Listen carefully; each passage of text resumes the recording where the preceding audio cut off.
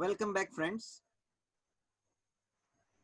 Today we are going to continue exercise 1.2 of this discount part bills of exchange concept. हम 10th question पे आए हैं students.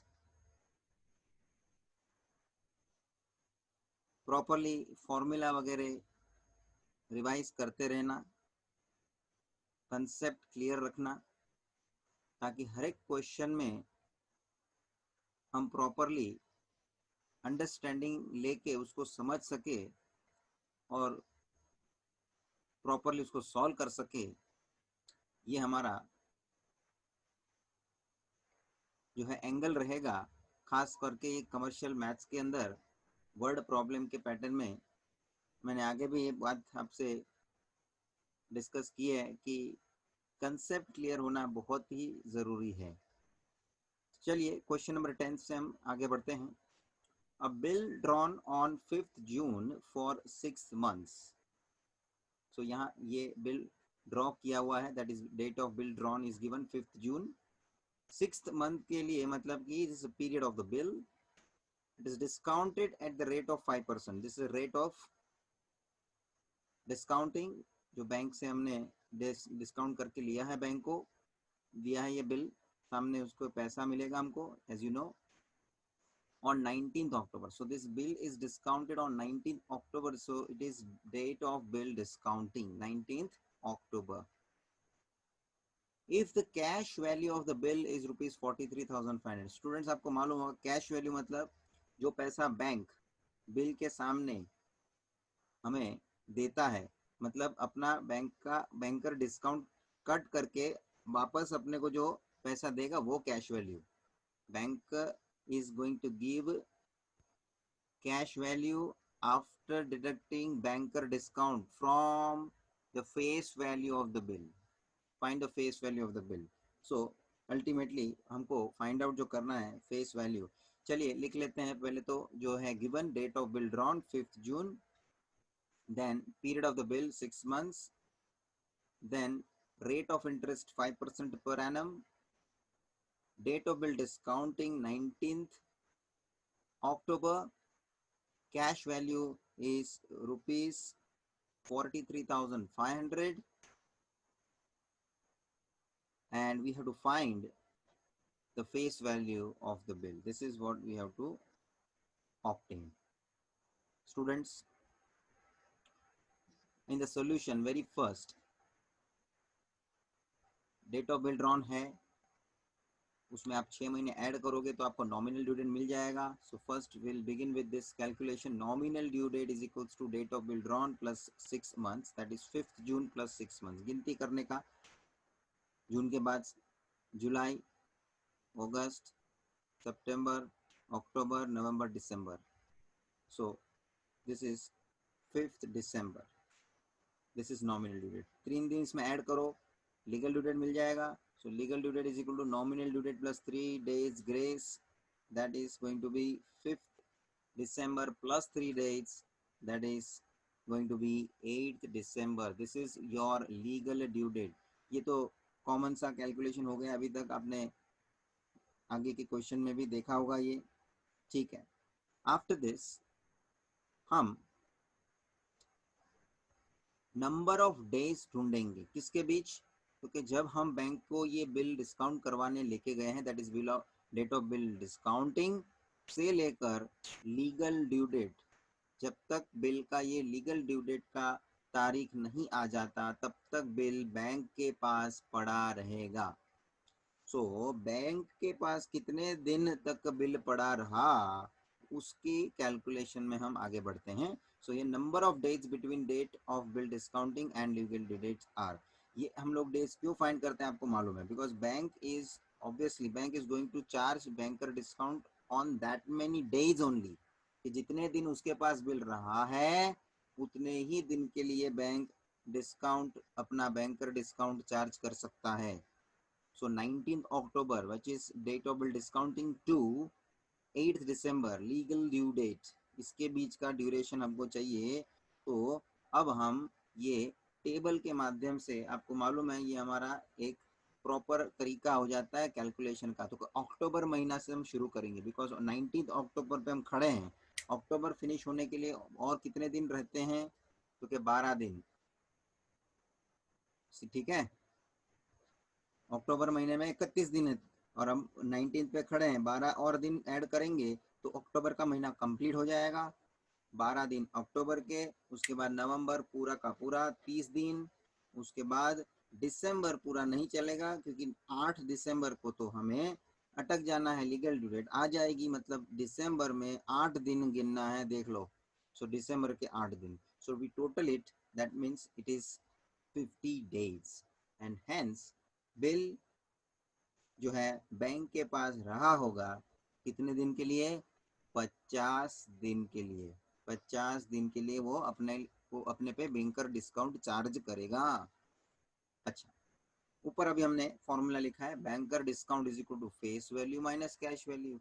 Formula, banker discount is equal to face value minus cash value. Face मतलब जो bill pay जो amount रहता है ना, वो फेस वैल्यू है। बैंक उस पे इंटरेस्ट चार्ज करेगा, उतना इंटरेस्ट ले लेगा और बाकी कैश वैल्यू अपने को दे देगा। सो बैंकर डिस्काउंट की जगह पे, ये बैंकर डिस्काउंट के जगह पे उसका हम फॉर्मूला इस्तेमाल करेंगे। क्या है उसका फॉर्मूला, ये रहा, देखो पूरा ब्रैकेट में किया है, face value into R upon 100 into N upon 365। Right hand side face value as it is minus 43,500 cash value जो हमको क्वेश्चन में अवेलेबल किया है।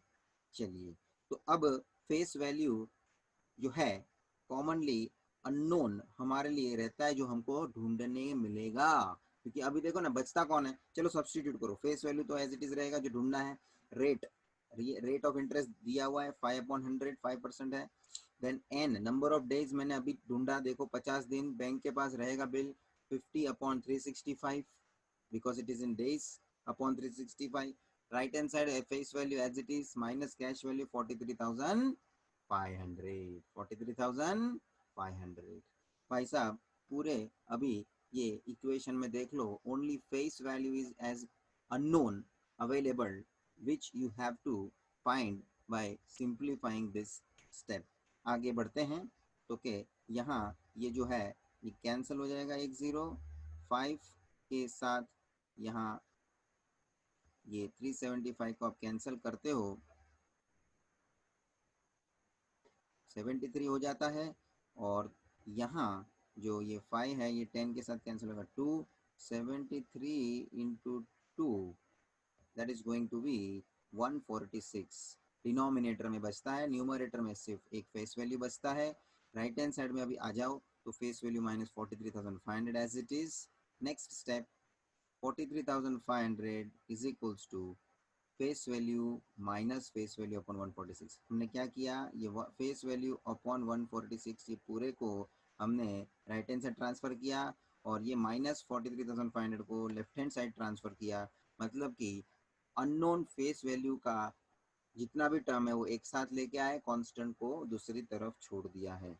सो यहाँ अब हम क्रॉस मल्टीप्लाई वगैरह करेंगे तो face value into 146 that is 146 face value minus face value upon 146, that is next step. ये 146 लेफ्ट हैंड साइड में लेके गए, मल्टीप्लाई हो जाएगा 43,500 के साथ, और 146 face value minus face value that is 145 times face value. Now face value only you keep here, and this 145 you transfer to left hand side, opposite side I mean to say. So face value is equals to 43,500 into 146 upon 145.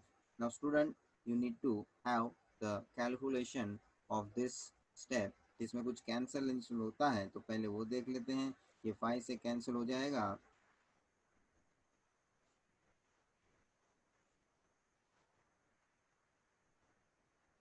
और ये 5 से cancel हो जाएगा।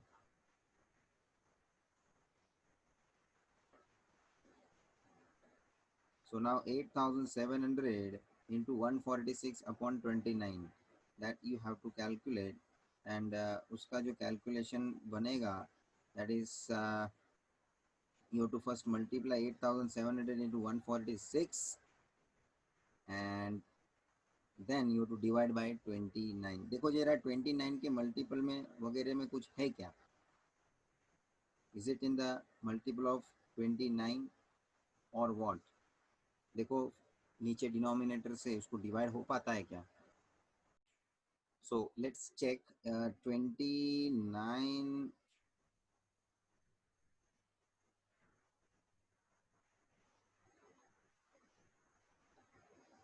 से हम divide करते हैं 8700 को, so it will B 29 threes are 87. Yes, it is threes are exactly. So that's it. This is 300. So 29 threes are 87. So this is going to become 300, and 300 into 146.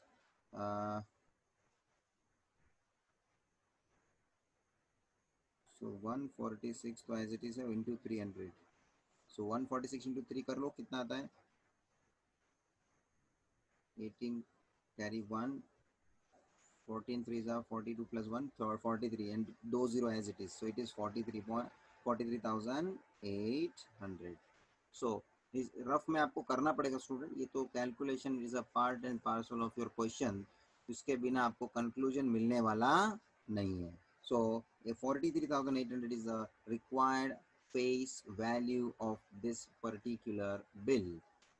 Students बहुत ही simple questions हैं, जब आप उसको formula और आपके understanding से properly कर सकते हो उसके हिसाब से, मगर आपका पहले बेस वगैरह क्लियर होना ज़रूरी है, तो ही आपको इजी लगेगा. चलिए स्टूडेंट्स आगे बढ़ते हैं. Question number 11.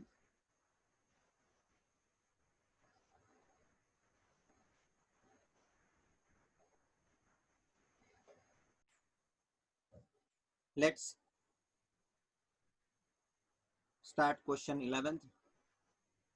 A bill was drawn on 14th April for rupees 7,000 and was discounted on 6th July at 5%.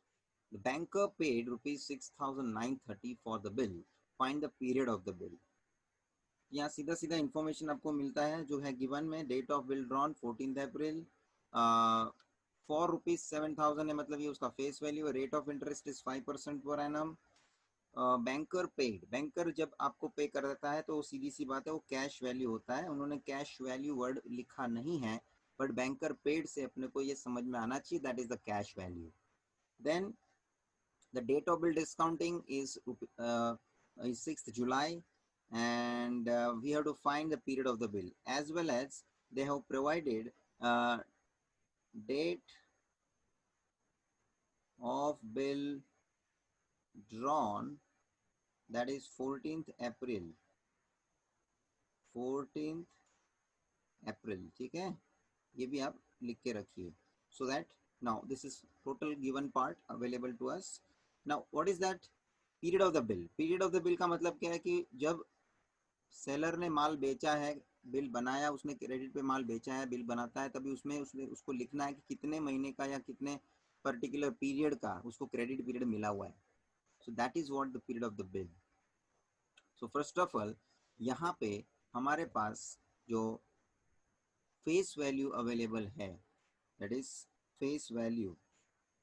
Face value is available, that is rupees 7,000. So face value bill का ऊपर जो लिखा हुआ है amount, that is that the face value.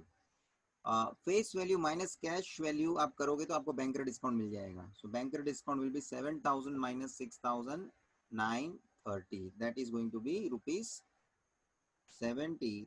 That is your banker discount. So banker discount मिल चुका है.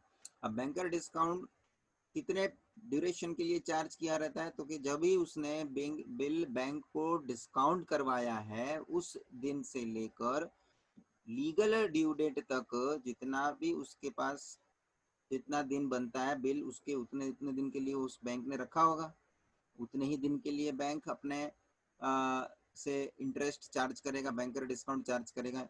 So very first हम लोग ये बैंकर डिस्काउंट का फॉर्मूला इस्तेमाल कर देते हैं, जिसमें कि बैंकर डिस्काउंट मुझे अवेलेबल है फेस वैल्यू अवेलेबल है, रेट ऑफ इंटरेस्ट अवेलेबल है, तो ये n मिल जाएगा, क्योंकि यहाँ जो n है जो नंबर ऑफ डेज रिप्रेजेंट कर रहा है, here this n represents number of days between date of bill discounting to the legal due date. तो इतने दिन का हमको जो इंफॉर्मेशन मिल जाता है तो हम कुछ आगे बात बढ़ा सकते हैं। सो सबका इंफॉर्मेशन अपना अपना जगह पर रख दो।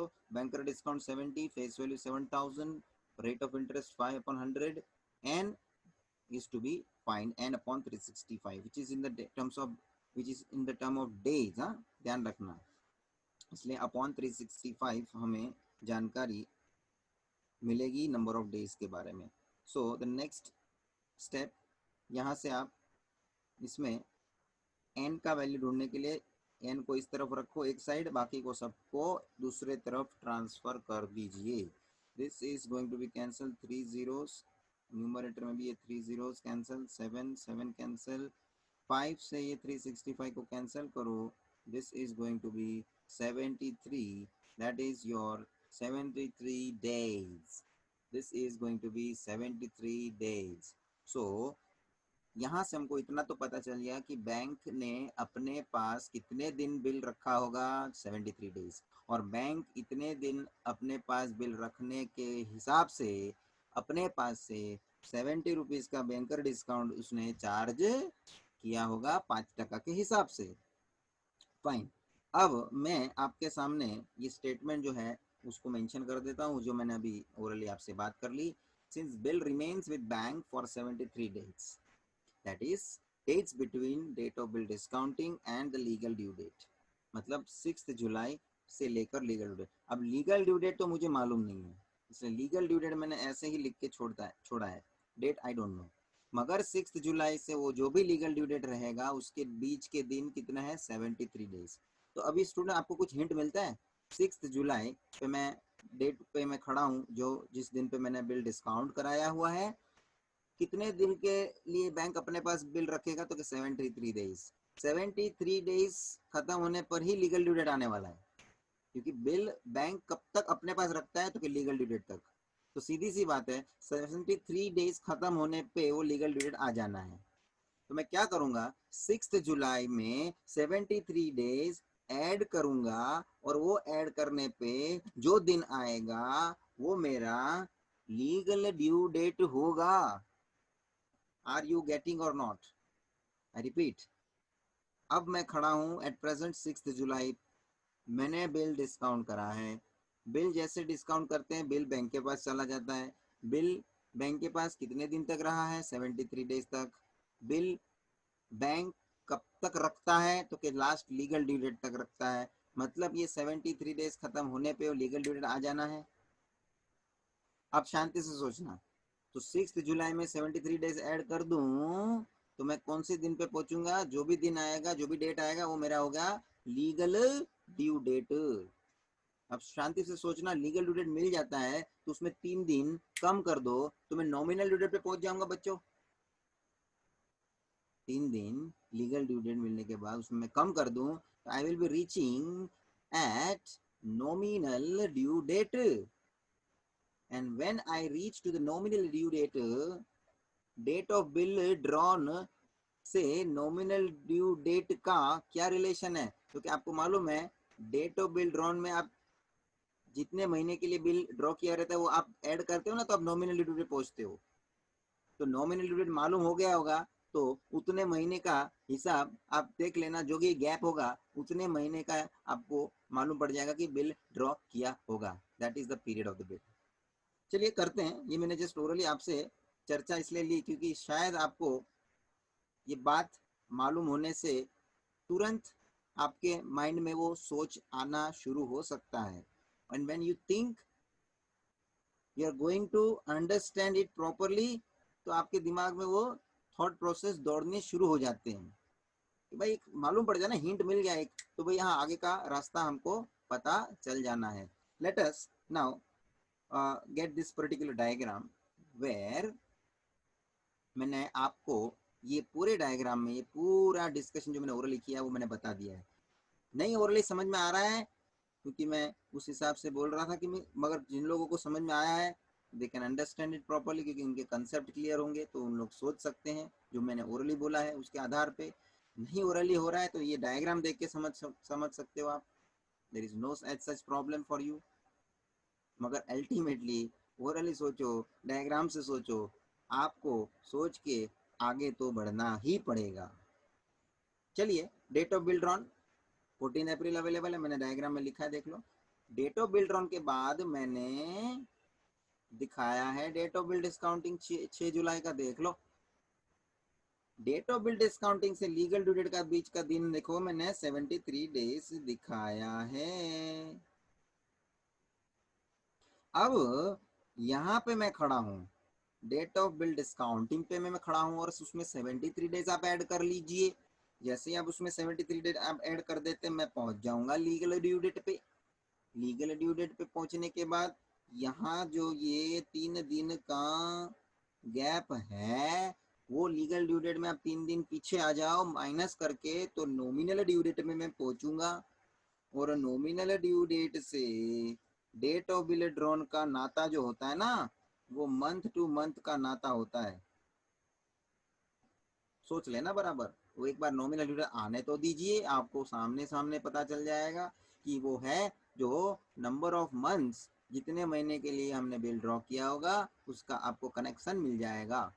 चलिए, ये लास्ट मुद्दा रहेगा, लेकिन उससे पहले जो मैंने बात किया कि डेट ऑफ बिल डिस्काउंटिंग के अंदर आप 73 डेज ऐड करके ले चलो तो आप लीगल ड्यू डेट पे आप पहुंचेंगे। Let us do that. मैं नेक्स्ट पेज पे आ रहा हूँ। Again I have shown that same statement in that earlier page with what I have written, and then the same diagram I have shown once again in front of you, कि थोड़ा आपकी नज़र में रहेगा ये। चलिए, अब मेरा मेन कैलकुलेशन मैं शुरू करता हूँ। मैं खड़ा हूँ डेट ऑफ बिल डिस्काउंटिंग पे, मुझे 73 डेज आगे जाना है, और 73 डेज जैसे आगे जाऊंगा मैं, जो दिन पे पहुंचूंगा वो मेरा लीगल ड्यू डेट होगा। चलिए, मैं खड़ा हूँ 6 जुलाई पे। 6 जुलाई, जुलाई महीने में टोटल कितने दिन होते हैं? जुलाई महीने में टोटल कितने दिन होते हैं? तो कि 25 दिन अभी बाकी रहेंगे, क्योंकि 6 जुलाई पे तो मैं खड़ा हूँ। टोटल होते हैं 31 दिन। 31 दिन पर कंप्लीट होने के लिए और 25 दिन चाहिए। 25 दिन ऐड कर लो, जुलाई महीना खत्म। देख लो, नेक्स्ट अगस्त पूरा 31 दिन, उसके आप आगे चले जाओ। जैसे ही अगस्त के 31 दिन पूरे मैंने एग्जॉस्ट कर लिए, 25 और 31, 56 क्यूमुलेटिव अब तक। क्यूमुलेटिव का मतलब मैं ऐड करते चले जाऊंगा। ये मुझे इंफॉर्मेशन देता है कि अब तक आपने 56 डेज आप आगे चल चुके हो। मुझे आगे कितने दिन जाना है? 73 डेज। अब तक मैं कितने दिन आगे चला गया? 56 डेज। और मुझे आगे जाना है, बिकॉज 73 डेज का मुझे उसका नंबर ऑफ डेज आगे बढ़ाना है मुझे। तो भाई जी, जो मेरे को सितंबर में पूरा सितंबर आपको स्पेंड नहीं करना है, सितंबर के 70 डेज आप स्पेंड करोगे तो 56 प्लस 17, 73 डेज पे आप पहुंच जाओगे। ये कैलकुलेशन कैसे किया मैंने स्टूडेंट? देख लो, 73 डेज मुझे टोटल आगे जाना था, मैं अब तक जा चुका था 56 डेज। 56 डेज माइनस कर लो तो मुझे पता चलेगा कि अभी और 17 दिन आगे जाना बाकी है। तो ये 17 दिन आगे जाऊंगा तो कौन से महीने के 17 दिन में मेरे को लेने पड़ेंगे? तो कि अगस्त तो आप पूरे एग्जॉस्ट हो चुके हो, 31 दिन आपने ले लिए हैं, और अब आपको ये 17 दिन आगे जाना भी है, तो कौन से महीने के आपको आगे जाने मिलेंगे? सितंबर महीने के। तो अब आप सितंबर के 17 डेज स्पेंड कर चुके हो, and you are standing at 17 September at present. बहुत ही सिस्टम से आप सिस्टमेटिकली जाओ, कोई इसमें आपको लफड़ा नहीं रहेगा। You will be also very much clear.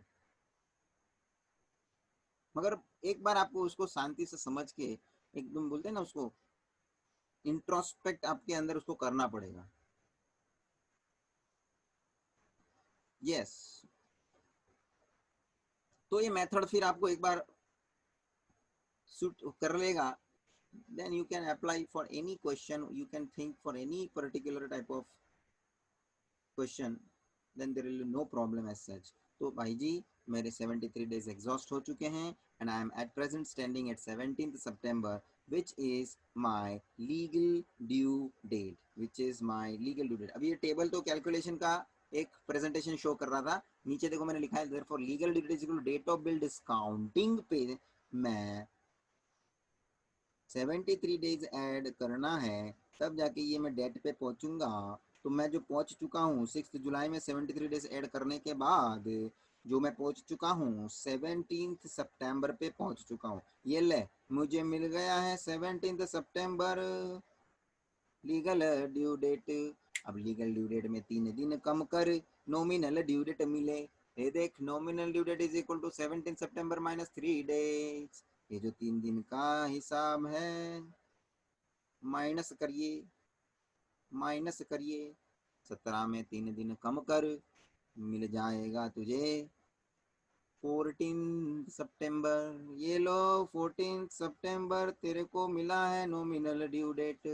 अब देख नॉमिनल ड्यू डेट का relation date of bill drawn से होता है, जो आपको मालूम है कि भाई डेट ऑफ बिल ड्रॉन में आप कितने महीने ऐड करते हो तो आप नॉमिनल ड्यू डेट में पहुंचते हो। तो कि देख लो आपने 14 सितंबर लिखा हुआ है, नॉमिनल ड्यू डेट जो आपने ढूंढा है उस पे से आप ये डेट ऑफ बिल ड्रॉन का रिलेशन बैठाओ, तो कि 14 अप्रैल से लेके 14 सितंबर डेट सेम आना है। ये आप एक हिंट ध्यान रखना, जो भी नॉमिनल ड्यू डेट मिलना है वो मैं पहले भी बता सकता था कि जो भी नॉमिनल ड्यू डेट मिलेगा ना आपको वो 14 तारीख ही मिलेगा, लेकिन महीना कौन सा मिलेगा वो मुझे पहले से मालूम नहीं रहता है। तो 14 टू 14 अप्रैल टू सितंबर कितने महीने हो गए, मई जून जुलाई अगस्त सितंबर, 5 महीने गिनो ना, 5 महीने।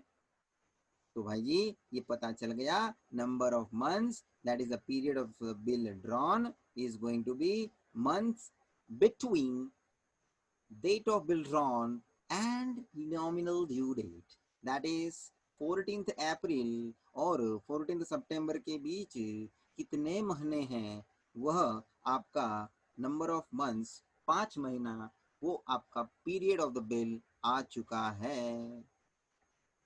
भाई साहब क्वेश्चन कहीं से भी उन लोग कैसे भी घुमा फिरा के पूछे, आप ध्यान रख लेना ये जो डायग्राम आपके सामने है उसके हिसाब से डेट ऑफ बिल ड्रॉन और लीगल ड्यू डेट के अंदर ही हमें पूरा का पूरा खेल समाप्त करना है। कि कभी ये देते हैं तो वो बोलते हैं पूछते हैं वो फाइंड करो, कभी वो ये बोलते हैं देते हैं तो उसके हिसाब से दूसरा कुछ बोलते हैं फाइंड करो।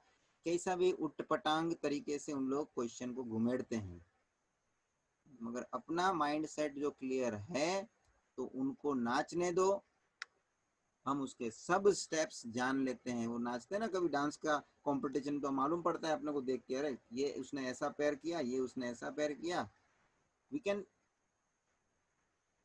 Identify, we can see. वो उनको करने दो ना, हम आइडेंटिफाई कर रहे हैं और हम आसानी से उसको बराबर से उसका फॉलोअप लेके हम उसका आंसर ढूंढते हैं, और क्या। We are clear students, important question था ये, ध्यान रखना।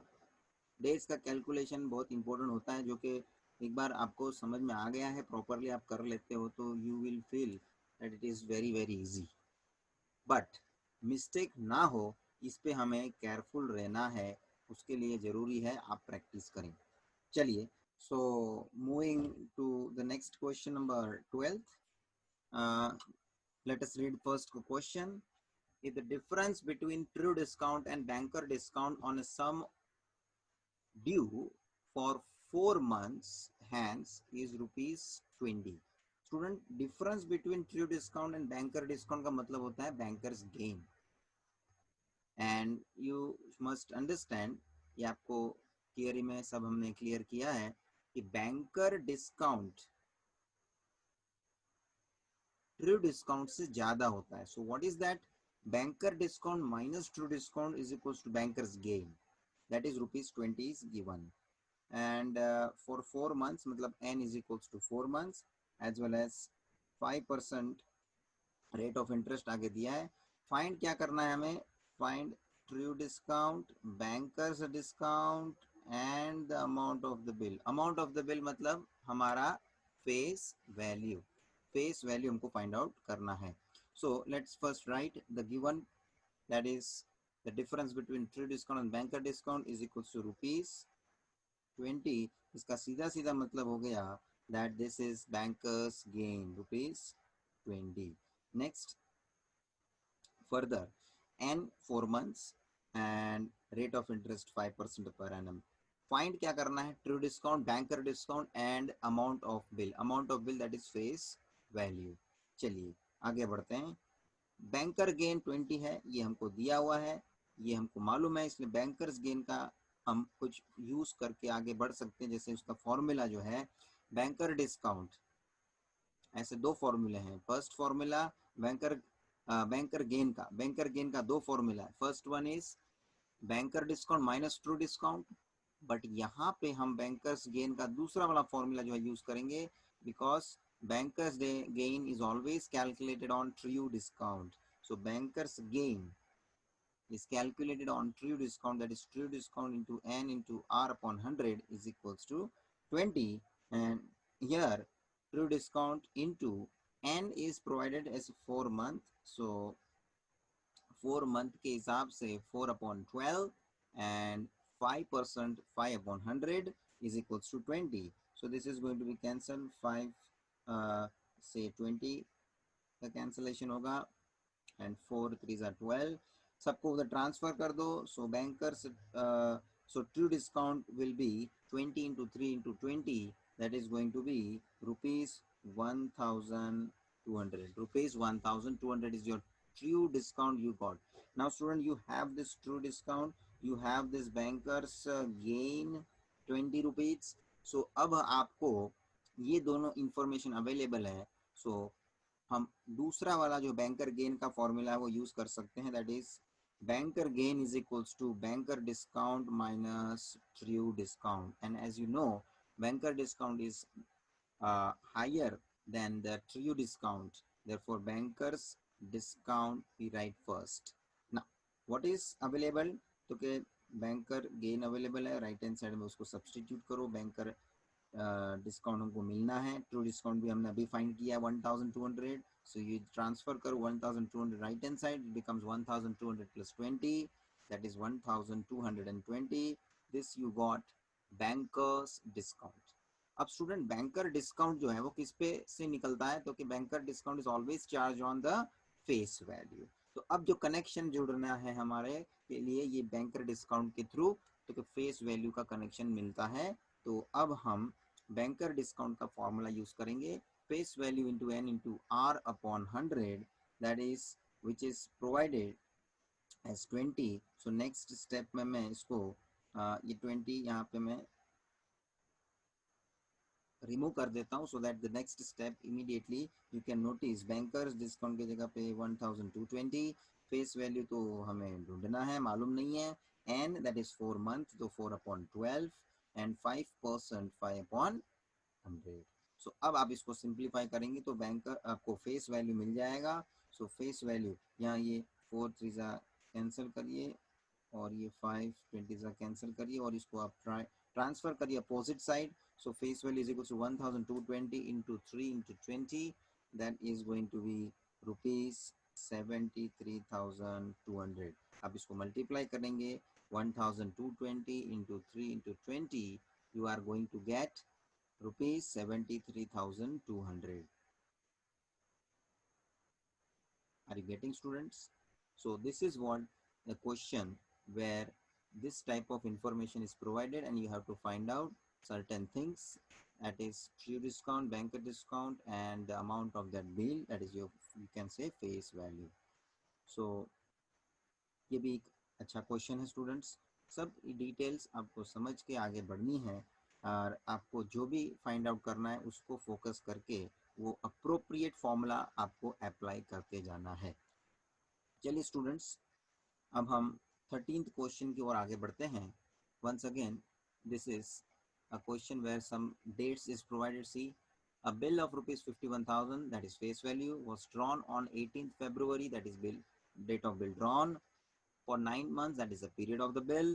It was encashed on 28th June 2010. Encashed, देखो नया शब्द इस्तेमाल हुआ है लेकिन इसका मीनिंग मैं आपसे एक्सप्लेन करता हूँ। एनकैश मतलब जो बिल दे के बैंक को मैंने बिल दिया और उसमें उसके पास से मैंने उसके अगेंस्ट पैसा लिया, एनकैश्ड करना इसको बोलते हैं।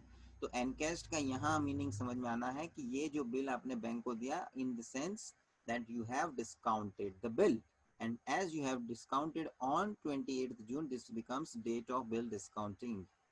At 5% per annum, this is rate. You have to calculate bankers gain and true discount. ये दो चीज आपको फाइंड आउट करनी है। तो क्या बैंकर डिस्काउंट जो मिल जावे, तो आगे की बात हम देखो करते हैं कैसे। जैसे कि हमको डेट ऑफ बिल ड्रॉन दिया है, उसमें आप 9 मंथ ऐड कर दो, नॉमिनल ड्यू डेट मिल जाएगा। आ जाओ लीगल ड्यू डेट पे। लीगल ड्यू डेट पे आने के बाद डेट जो बिल ऑफ डिस्काउंटिंग की है और लीगल ड्यू डेट जो आपको मिलेगी, उसके बीच के नंबर ऑफ डेज काउंट कर लो स्टूडेंट। देखो ओरली जो थोड़ा आपको रास्ता मिलते जाएगा आगे का, आप थोड़ा ओरली सोचते हो तो सबसे पहले मैं गिवन लिखता हूँ face value ₹51,000, date of bill drawn 18 February 2010, and period of the bill 9 months, and cashed on, that is date of bill discounting, that is 28th June 2010, rate of interest 5% per annum, banker gain और true discount हमको find करना है. This is what exactly our given part from the question. Now nominal due date, first of all we are finding, that is date of bill drawn plus 9 month. date of bill drawn क्या है? 18th February. 18th February में 9 महीना add कर दो, फरवरी से 9 महीना गिनती शुरू करो, मार्च, अप्रैल, मई, जून, जुलाई, अगस्त, सितंबर, October, November. So I am going to get 18th November 2010. That is what my nominal due date. And now next I am coming on legal due date. Legal due date ढूंढने के लिए क्या करना है स्टूडेंट? नॉमिनल ड्यू डेट में 3 दिन add कर देना है. So as I got this nominal due date 18th November, उसमें 3 दिन ऐड करो, 18th के बाद 3 दिन 19th, 20th and 21st. So that 21st November 2010 is my legal due date. अब स्टूडेंट ये पर्टिकुलर स्टेटमेंट जो मैंने अभी ओरली डिस्कस किया, number of days between date of bill discounting and legal due date, that you have to find out. So मेरे पास date of bill discounting है 28 जून 2010, and अभी ही मैंने लीगल ड्यू डेट फाइंड किया है 21 नवंबर 2000. ये दोनों डेट के बीच में कितने दिन है वो ढूंढने हैं, और उतने ही दिन ये बिल जो है वो बैंक के पास रहा है, और उतने ही दिन के लिए बैंक ने हमारे से बैंकर डिस्काउंट चार्ज किया होगा. यस और no? So let me find this with the help of that table. ये आपको जून से शुरू करना है. जून 28 पे आप खड़े हो. अच्छा, जून महीने में कितने दिन होते हैं टोटल? तो 30. 28 पे तो मैं खड़ा हूँ. 2 more days to complete June month. So जून के 2 दिन, जुलाई के 31, उसके बाद अगस्त के 31, सितंबर के 30, अक्टूबर के 31, नवंबर के 21, क्योंकि नवंबर में 21 नवंबर को मुझे रुकना है, तो 21 नवंबर तक रुकना है, इसलिए नवंबर में 21 days only you have to consider. And if you total this, you are going to get 146 days altogether, that this many days bill is with the bank. Bank के पास इतने दिन बिल रहा होगा. अब आपको बैंकर डिस्काउंट उतने ही दिन के लिए चार्ज करना है. Banker discount will B charge on face value for 146 days, and that is at the rate of 5% per annum. So in the next calculation में आता हूँ मैं. Banker discount is equal to face value into n into r upon 100, where n is number of days, so upon 365 लिखना भूलना मत.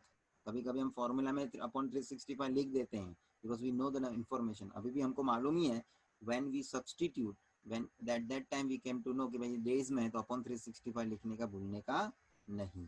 So banker discount is equals to face value 51,000, n number of days 146 upon 365, 5%, 5 upon 100. अब इसका आप calculation करो तो भाई ये जो है इसमें 2 0 कैंसिल है. ये 5 के साथ कैंसिलेशन होता है 73. ओके, एंड 73 146 का कुछ है क्या? मल्टीपल देख लो. 146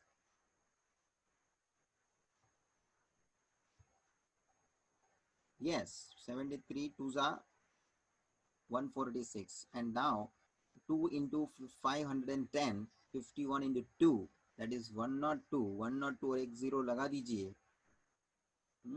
that is 102 into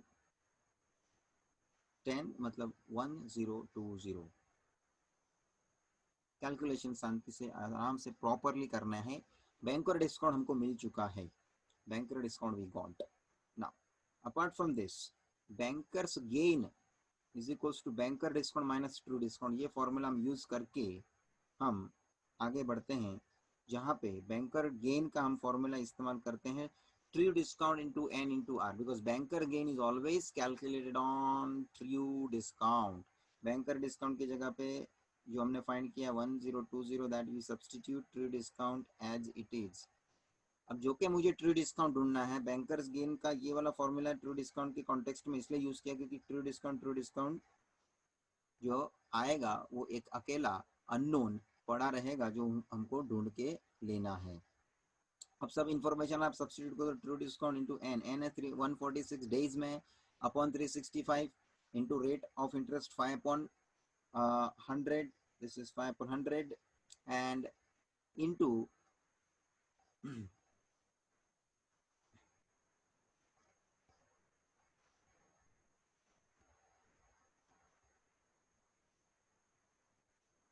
this is going to be plus sign, so here this plus, because this true discount I am transferring to left hand side. जैसे वो लेफ्ट हैंड साइड में आ जाएगा minus true discount का plus true discount हो जाएगा. Yes और no? और ये जो 1020 है वो एज इट इज रहेगा राइट हैंड साइड में. Okay, as it is. True discount को मैंने लेफ्ट हैंड साइड ट्रांसफर कर दिया और ये राइट हैंड साइड में एज इट इज रहेगा 1020. Then here some calculation 5, yeah, 73 or 73 2s are 146, and now this is next step will be this is,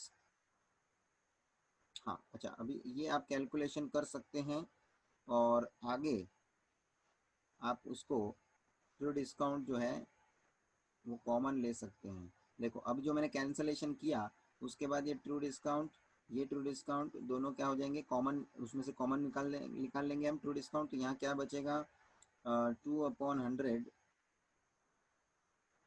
plus 1, because यहाँ कुछ बचा नहीं ना, ट्रू डिस्काउंट कॉमन निकल गया, is equals to 1020. And then the next step here true discount into bracket में आएगा this is 2 plus 100, cross multiply करेंगे 2 plus 100 divided by 100 and right hand side में 1020 as it is. And now if I further calculate, this is going to be true discount into 102 upon 100 is equals to rupees 1020. And now this I am transferring to right hand side, so true discount is equals to 1020 into 100 upon 102. 102 tens are 1020, therefore true discount is equal to 10 into 100. This is rupees 1000. ये मुझे true discount मिल चुका है. तो यहाँ तक हमने दो चीज़ ढूंढी है स्टूडेंट्स, एक तो बैंकर डिस्काउंट और दूसरा जो है ट्रू डिस्काउंट. सो स्टूडेंट्स, अब हमें जो बैंकर गेन ढूंढना हो तो बैंकर गेन के लिए हम ये फॉर्मूला इस्तेमाल करेंगे. Now bankers gain is equals to bankers discount minus true discount. And bankers discount जो हमने ऑलरेडी आगे फाइंड किया है that is 1020. That 1020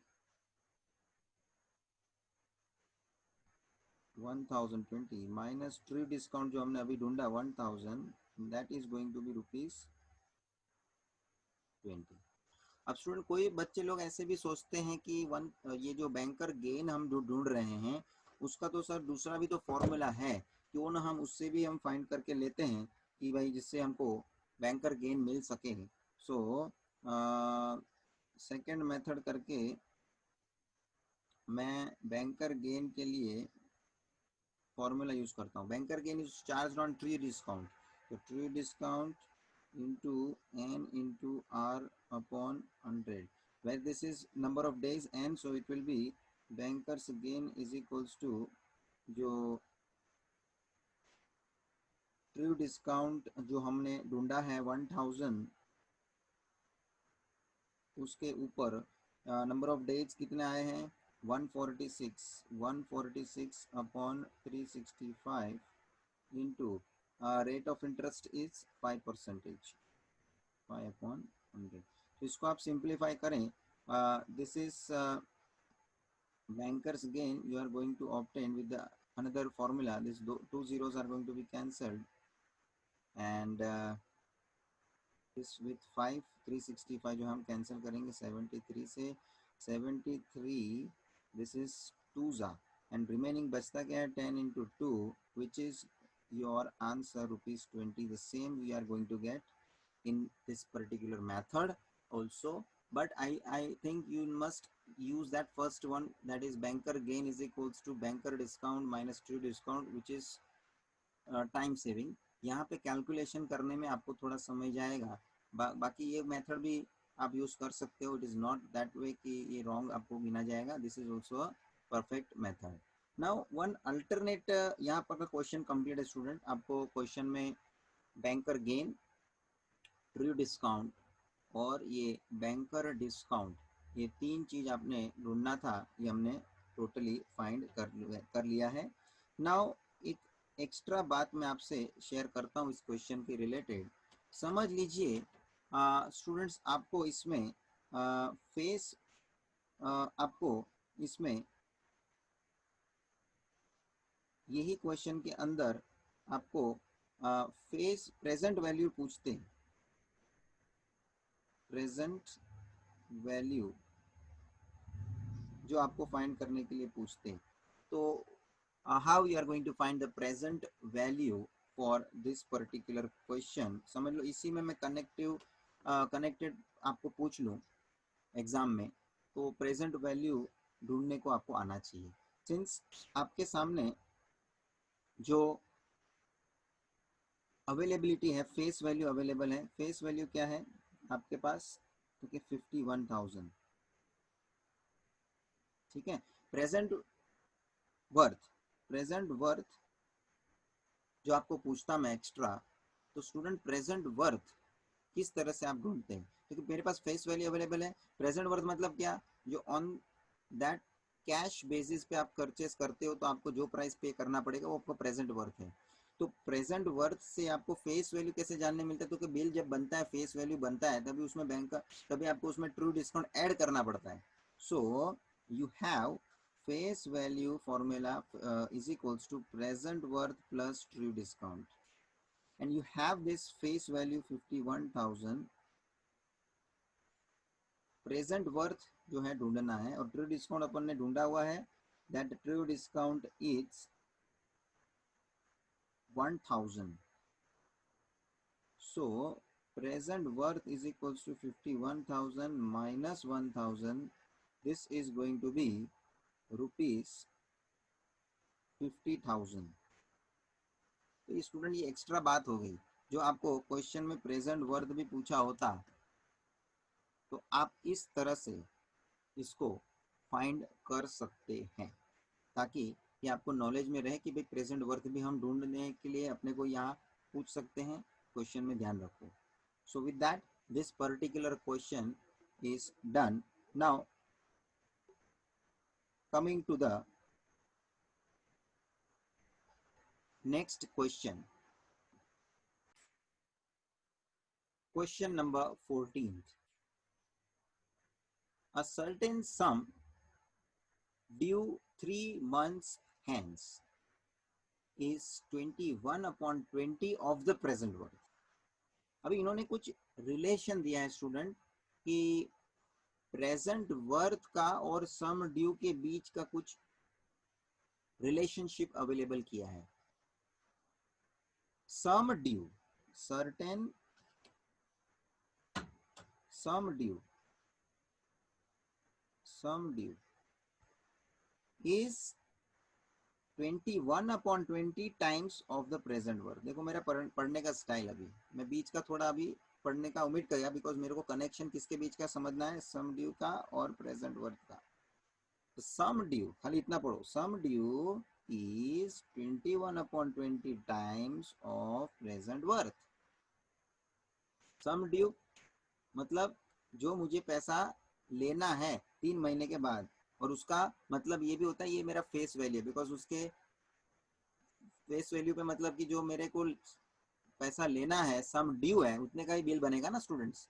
so this is what connection given between, relationship given between sum due and the present work, and then you have to find what is the rate of interest, r rate of interest find करना है। so simply मैंने जो सा आपको directly बोला कि आप ये पढ़ो sum due is 21/20 times of the present work, तो उसी स्टाइल से मैंने लिखा है। देखो sum due is equals to 21/20 of present work, that is the given, and n is 3 months और r ढूंढना है हमको। तो स्टूडेंट ये जो रिलेशनशिप है इसको हम उपयोग में लेते हुए आगे बढ़ेंगे, और खास करके मेरे पास जो फॉर्मूला अवेलेबल है उसमें सम ड्यू का कोई अपने पास फॉर्मूला हो तो मुझे बताइए। क्योंकि वेरी इंपॉर्टेंट फॉर्मूला अवेलेबल जो है हमारे पास, क्योंकि सम ड्यू के कॉन्टेक्स्ट में फॉर्मूला अवेलेबल है, sum due is equals to present work plus true discount. ये स्टूडेंट फॉर्मूला आपके पास है कि नहीं, यस और no? Sum due is equals to present work plus true discount. तो मैं क्या करता हूँ, sum due as it is रहेगा, present work as it is रहेगा, ट्रू डिस्काउंट की जगह पे ट्रू डिस्काउंट का फॉर्मूला अप्लाई करता हूँ। देखो पूरे ब्रैकेट में मैंने फॉर्मूला अप्लाई किया, true discount is always calculated on present worth, true discount is always calculated on present worth. और यहाँ पे ये जो फॉर्मूला यूज किया हुआ है उसके हिसाब से अब जो present worth into N into R upon 100 है उसके अंदर आप प्रेजेंट वर्थ को कॉमन ले सकते हैं। What you can do, you can find out, you can take present worth common. So क्या बचेगा अंदर ब्रैकेट में, तो 1 या कुछ बचना नहीं, तो 1 plus N into R upon 100, N into R upon 100। तो ये जो है आगे आप इसका कैलकुलेशन करो। तो कि अब देखो सम ड्यू के जगह पे मेरे पास ये जो रिलेशन है ना, sum due is equals to 20/21 times present worth, तो मैं क्या करता हूँ सम ड्यू के जगह पे ये 20/21 प्रेजेंट वर्थ सब्सटीट्यूट करता हूँ। किया मैंने, देख लो यस और नो? राइट हैंड साइड में आपका प्रेजेंट वर्थ ब्रैकेट में से बाहर निकाला, कॉमन जो निकाला है वो एज इट इज, अंदर 1 प्लस एन के जगह पे 3 मंथ्स आपको दिया है वो आप सब्सटीट्यूट करोगे 3/12, और आर जो है आपको मालूम नहीं है rate of interest, R upon 100 as it is रहेगा। अब देखो पूरा हिसाब स्टूडेंट, प्रेजेंट वर्थ दोनों बाजू से कैंसिल हो जाएगा, are you getting? Present worth दोनों साइड से क्या हो जाएगा, कैंसिल। सो क्या बचेगा, this is going to be, और यहाँ पे भी 3/12 में 4 कैंसिल हो जाएगा, और 4 into 100 400 in the denominator, numerator में आर, और 21/20 लेफ्ट हैंड साइड में बचेगा एज इट इज, और यहाँ 1 प्लस ये ब्रैकेट में जो आर अपॉन 400 बचा है एज इट इज। अब आप यहाँ नेक्स्ट कैलकुलेशन में +1 जो है यहाँ पे उसको लेफ्ट हैंड साइड भेजिए, it will be -1, and then the next calculation cross multiplication करो, 21 - 20/20 is equals to R upon 400, 1 यहाँ 21 - 20 इज 1, और 400 को उधर आप ट्रांसफर करो तो वो मल्टीप्लीकेशन में आएगा, into 400/20 is equals to R. So 400 divided by 20, this is going to be 20%. This is going to be 20%. So this is very important question. Students से रिलेशन देके है, छोटा क्वेश्चन लेकिन उसमें अपने को रिलेशनशिप किस तरह से दिया है क्वेश्चन में उसको आइडेंटिफाई करने को आना चाहिए, and with that we can apply formula and then we can subsequently obtain the required rate of interest. Properly इसको आप ध्यान में लेना है, बिकॉज अभी देखो फॉर्मूला तो वही है, मैं जो कंसेप्ट से बात करता हूँ क्वेश्चन जब पढ़ रहा हूँ तो उसमें कंसेप्ट के हिसाब से मुझे क्या इन्फॉर्मेशन दिया है उसको आप रिकॉग्नाइज करने को आपको होना चाहिए. चलिए, coming to the question number 15th and the last question of this particular exercise as well as this chapter. A bill of a certain sum drawn on 28th February. देखो भाई, एक बिल ड्रॉ किया है, कभी किया था 28th February 2007, that is date of bill drawn for 8 months, मतलब period of the bill, and cashed on 26th March 2007. and cashed का मतलब है cash value 26th March 2007. ये हो गया date of bill discounting. and cashed for rupees 10,992, that is cash value, and cashed on बोलेंगे तो date of bill discounting, क्योंकि जब ही हम बिल को डिस्काउंट करेंगे तभी वो बैंक पैसा देगा और वही होता है cash value. At 14% per annum. Find the face value of the bill. हमको क्या फाइंड करना है? फेस वैल्यू फाइंड करना है. चलिए student, date of bill drawn जो भी गिवन है वो मैं लिखता हूँ.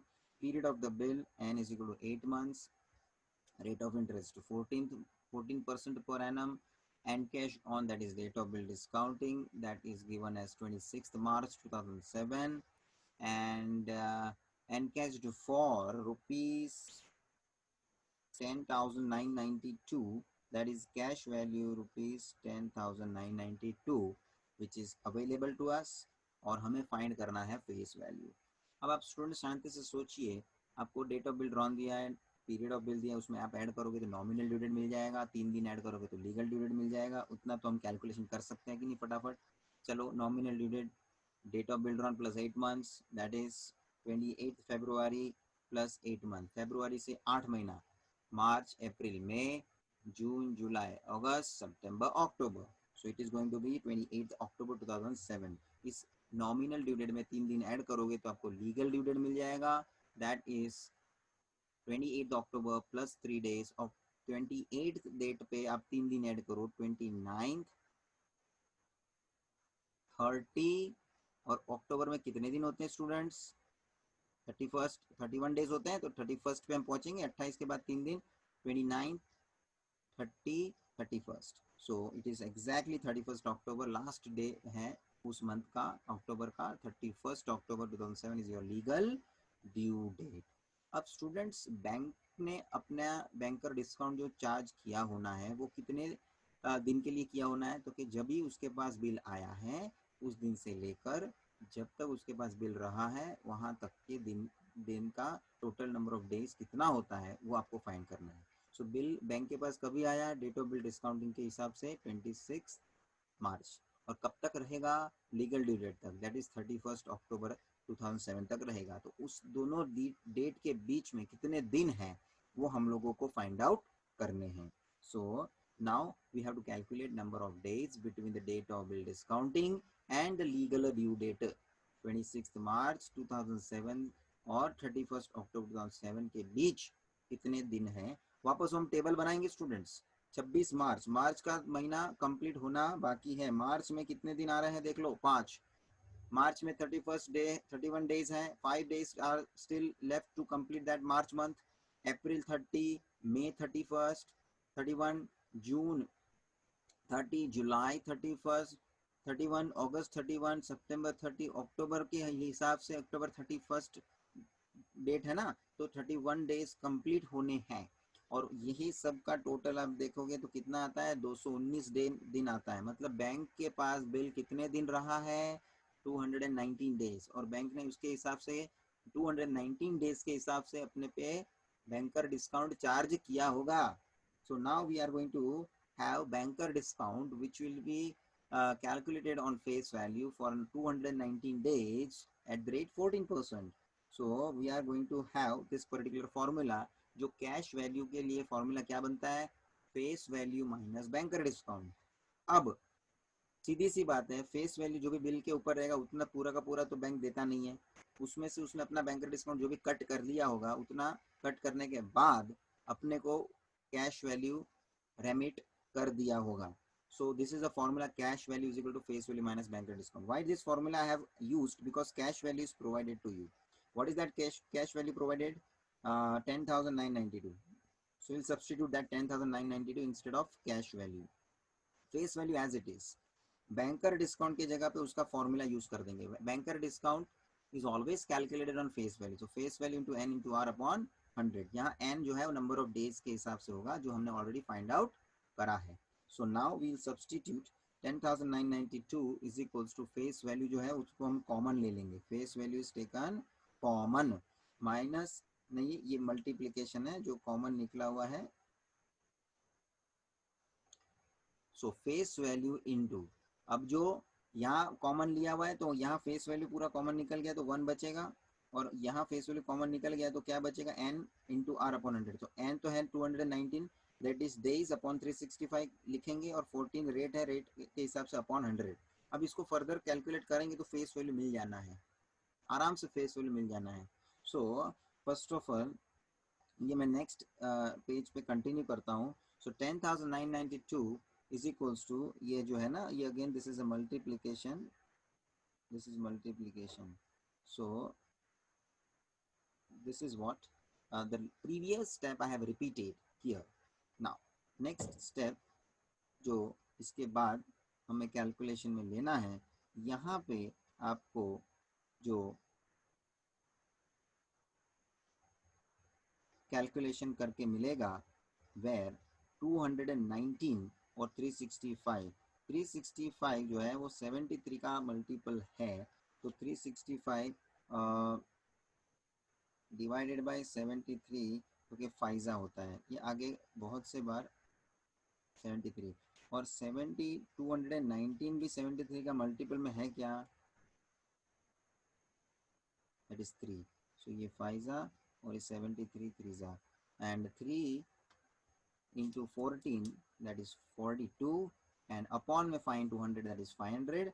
देखो यहाँ पे ये स्टेप जो आया है उसके बाद इसमें क्रॉस मल्टीप्लाई किया है हमने. 1 into 500, 500 minus 42 upon 500, 500 minus 42, next step it is 458 upon 500. And finally face value आपको जो ढूंढना है, ये 458 अपॉन 500 को लेफ्ट हैंड साइड में पूरे ब्रैकेट को ट्रांसफर करेंगे. सो 500 जो है मल्टीप्लिकेशन में आ जाएगा, और 458 will appear in the denominator. सो 2 से कैंसिल होता है,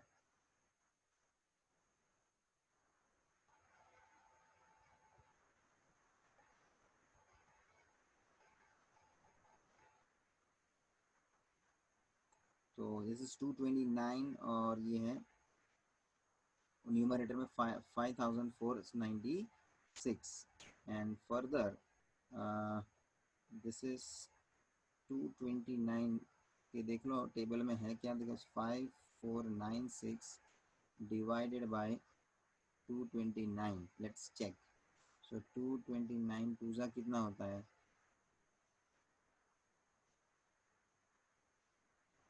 458. दिस इज टूजा, एंड रिमेनिंग क्या बचेगा, 91. 6 कैरी करो, 916, 229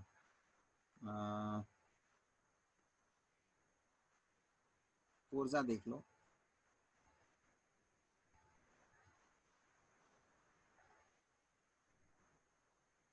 yes 916. सो 229 फोर्जा 916 आता है, ठीक है, एग्जैक्टली डिविजिबल है. सो 229 दिस इज 24 और 24 into 500 lastly that is going to come as rupees 12,000. Working आपको इम्पोर्टेंटली करना पड़ेगा students. When you are doing it you must do that calculations etcetera by your own, very importantly, क्योंकि ये आपको exam में भी खुद से करना रहेगा. सो जितना आप कर सकते हो खुद में प्रैक्टिस लेना, ताकि you can increase your speed. Eventually आप जो एग्ज़ाम तक आपका प्रिपरेशन रखेंगे, उस तक आपको खुद को प्रिपेयर करने के लिए अपना कि कैलकुलेशन वगैरह प्रॉपर रखना पड़ेगा, ताकि आपको एग्ज़ाम में कोई प्रॉब्लम ना हो। वेरी इंपॉर्टेंटली ये चैप्टर में सब फॉर्मूला आप रोज़ चाहिए तो लिखते जाने का पेज पे, पेपर पे, ताकि आपका खुद का वो प्रिपरेशन हो जाता है। खुद आप वो फॉर्मूला को याद करते करते समझ के, जो आपने कंसेप्ट समझा है उसको समझने से आपको फॉर्मूला ऑटोमेटिकली वो ध्यान में आते जाएगी। अल्टीमेटली ये आपको रट्टा मार के आपको करना नहीं है।